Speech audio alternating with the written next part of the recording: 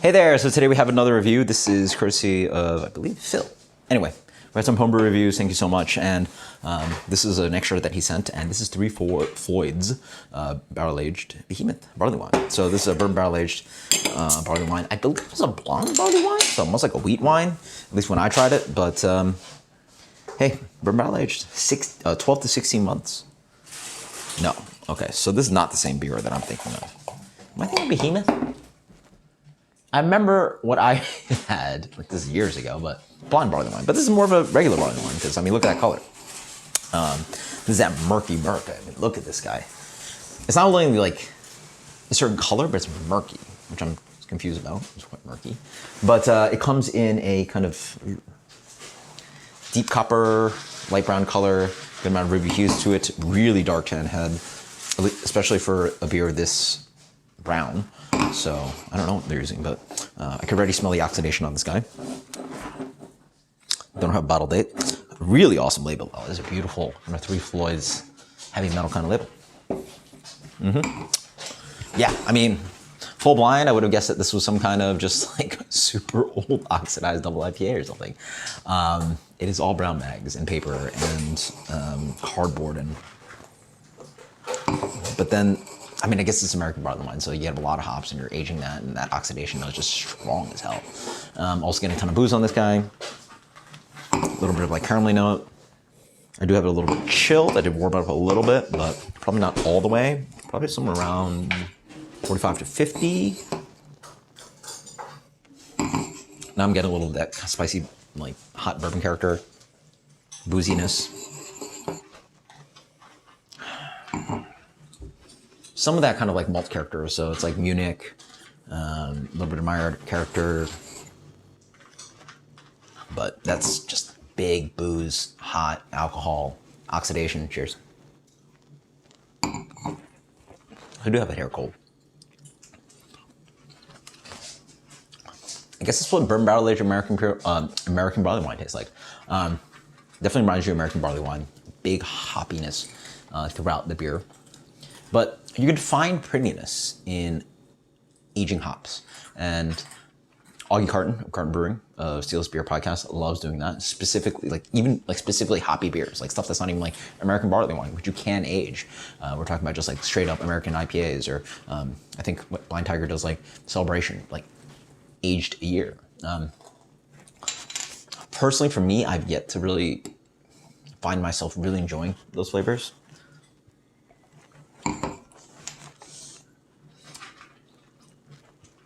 This is actually a pretty good one. I mean, it's like the nose. It's booze, bourbon, oxidation. If those are flavors you like, then yeah, this is exactly for you. It's a big beer, super drinkable for 13.6. Big guy. I mean, that's up there with like Bourbon County barley wine.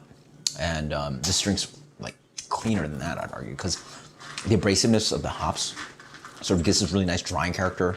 The alcohol is there to dry out the beer along with the bourbon. The oxidative character is lingering, but it sits on the tongue almost like waxy, almost like if you like made something like cardboard candles and you can eat that. It's got a weird note. And again, cardboard is something that I just have a hard time sort of like, especially when it's this dominant. Certainly a sipper. Certainly, I mean, like Bourbon County, man. I mean, that's one of those beers where, like, I don't care if it's in what do they put in that? It's 69, 750. No, sorry, a 500 mil. This is 69 ounces. Like, I have no problem enjoying that guy.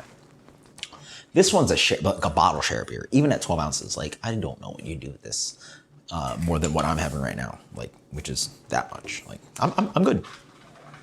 So let's talk about the beer more. Up front, big spack of bourbon coming through.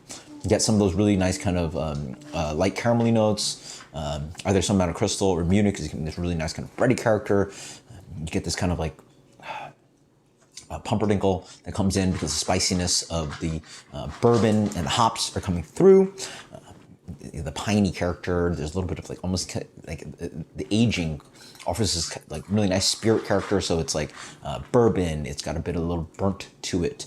There's also a nice kind of like light, like piney. There's a pininess that comes in from the hops, so you're getting this kind of like juniper gin character, which obviously there's no gin here, but somehow the hoppiness combined with the spirit character is offering this kind of, you're bridging flavors to echo gin into this beer. On the back end, it's dry. There's a little bit of tannin structure along with the kind of lingering bitterness. This beer is solidly bitter, medium plus the full-on bitterness. And then we also talk about the oxidative notes. So the general theme about this beer is the just kind of soily, cardboardy, kind of like construction paper. Like think of when you were a kid. Like I remember the last time I touched construction paper. I remember that kind of feel and smell of it. Shoebox, cardboard, whatever you want to call it. And then, yeah. And then there's another kind of nice spirituous character that comes in where I'm getting this note of like a warming sense of baking spice. Baking spice, you get this kind of fall winter kind of thing coming in where it's like got a little bit of like brown sugar, the malt's showing that along with the spicing. And the spicing, I guess, again, from the barrel character and the hopping notes. So it's that like juniper, spruce, pine, winter spicing notes, bourbony character, the kind of brown sugar notes, a little bit of gingerbread cookie. So like as I talk more, like, oh wow, this is like a one sip no go, get out of my way kind of thing. But now I'm drinking more. This is warming up. There's a little bit more complexity. It's actually pretty nice. Complexity is definitely here, and the first impression was like, oh yeah, hey, oxidative large beers. This one does a very good job. It's a very interesting one if you're able to pick through the tasting notes. I think this is a very complex beer, and it's hard to describe because I hate to say that, like, I think most people would just not like it and not understand what's going on. But if you can pick through the flavors and tweeze through them and find the little intricacies that I'm talking about, it starts brightening up. Because, like, again, when you get into beer, like, or getting to anything, there's sort of this, like, mask of, like, you can only find so much. And a great analogy that I get from Whiskey Tribe is like you're sort of like in a blizzard in Antarctica and you're sort of just like can't see anything and you find one goalpost and you're supposed to follow a trail of posts to get somewhere, right? Well, if you're blind, you pick one or two and then that's it, and then you can't really find anything else, and that's sort of you're tasting, and it's like, all right, well, that's it. But when you get better, not better, but more experience and sort of get better with flavors, you start picking through more of those posts and you're finding more and more flavors. And once you do that, you're able to like enjoy things more because you're finding the complexity of things, and like even if you don't like it, you find more complexity, which is always fun, right? So I'm not saying I love this guy, but the complexity is certainly there. And you find fun flavors in things that you don't really prefer. Yeah. I found all these really fun, interesting flavors, blah, blah, but like, no. Oxidation, like, big, boozy, bitter.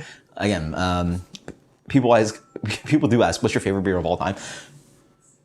I whatever. That's not important to me. More important to me is like, what don't you like? And for beer, like, I'm not honestly a hater. Like, there's there's very few things I quote unquote dislike, but, geez, been into this stuff for like 10 years, and I still will say, American Barleywine, like these big, it's something about hops, bitterness, and malt just sort of doesn't work for me. I don't know what it is. I like double IPAs, triple IPAs, West Coast IPAs, hazy. Like you can go all through, but something about that bitterness with the malt, with the booze, it's just like, maybe I just need to work on it. Who knows? But, and it's not like painfully bitter. Like I don't really care. It's fine, but it's just, it's so paper baggy. Like the more you drink it, it's like, I'd rather have a shot of whiskey and not have that shot of whiskey soaked in cardboard. And that's sort of the simple, despite all the complexities and the really nice things I was saying, it tastes like I just drank a shot of like whiskey that someone soaked a bunch of cardboard in. Like that's not the most nice thing to say either. So, give it points for complexity, give it points for like nuances, but in the end, it's something that I really want to like enjoy that much. 82. That is 3 Floyds, bourbon barrel aged, Behemoth Barleywine. Fun stuff.